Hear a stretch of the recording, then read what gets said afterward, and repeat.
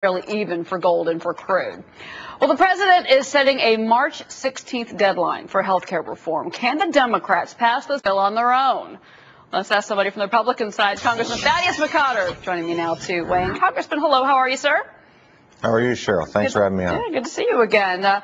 You have issued some comments in the past already. You weren't real impressed with the health care summit. You weren't impressed with the president's attitude towards the Republican Party. What can the president do to bring you on board to pass some type of health care bill? Well, I think what the president has to do is cross the principal divide, Cheryl.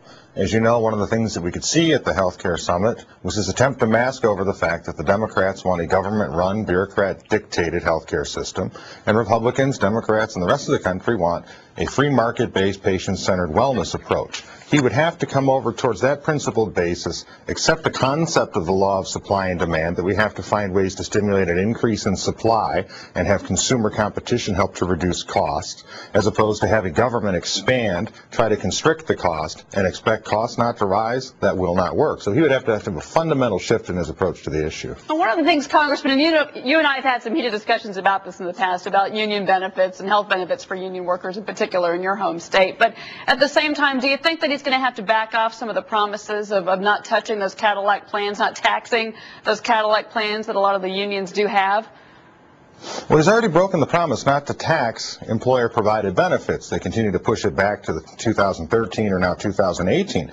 But the reality is one of the campaign promises, whether union or otherwise, was not to tax those types of plans. I don't believe that anybody who has an employer-provided health care benefit should be taxed by the federal government. I don't think taxing is the way to try to redistribute wealth in this country. I certainly don't think it's the way to try to redistribute health in this country. Congressman, if this falls apart, if this deal falls apart, if they don't have enough votes in Congress, and is it politically viable? And Republicans have said, let's start over from scratch.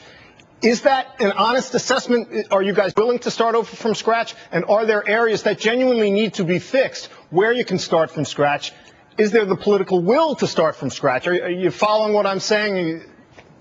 Yeah, I'm following exactly what you're saying. Yes, we've always said that we, from our principal position, we're willing to meet with the president and work on this issue because the American people, in their infinite wisdom, have said they want us to scrap this bill, and they also want us to work on some of the targeted ameliorative reforms that would be helpful to people in their everyday lives, such as trying to deal with existing precondition, dealing with association health plans to allow small employers to pool together to provide coverage to lower wage employees, to allow people to purchase insurance across state lines. These are all parts of the Republican alternative, which are online and which, according to the CBO, would actually reduce the deficit by $68 billion and decrease private insurance premiums. So we are prepared to do this, but as the minority party, we cannot dictate the terms of that engagement. It will be up to the majority party, the Democrats, to determine whether they want to abide the will of the people and work with us. I'll tell you what, Congressman, Kathy Boyle is here with me on set here in New York, and she and I were talking in the break before you came on about the debt issues that this country has, the deficits that we're facing. We were talking on the heels of the Greece issue.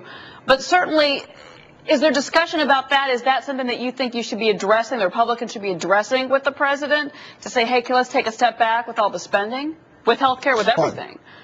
Yeah, with everything, Cheryl, you're absolutely right. And I heard part of the report on Greece.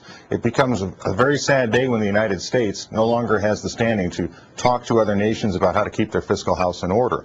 What we're looking at as Republicans is the opportunity that first came down the pike to help try to change course in terms of the massive bloated, broken government that we're getting, is to have not raised the debt ceiling and forced people to start looking at the reality of our fiscal condition. Unfortunately, that was passed despite Republican and some Democratic opposition. But you're absolutely right. The fiscal brink on which we find ourselves and the course that has been charted by this bill and others by this administration is going to lead us right to the path of Greece, and that is something we cannot do. It would amount to generational theft, and I would argue an endangerment of the very liberty this country was founded on. Is there one thing, Congressman, that the president could say to you right now to get you to consider coming to the table? One issue. It could be state to state, it could be tort reform, anything.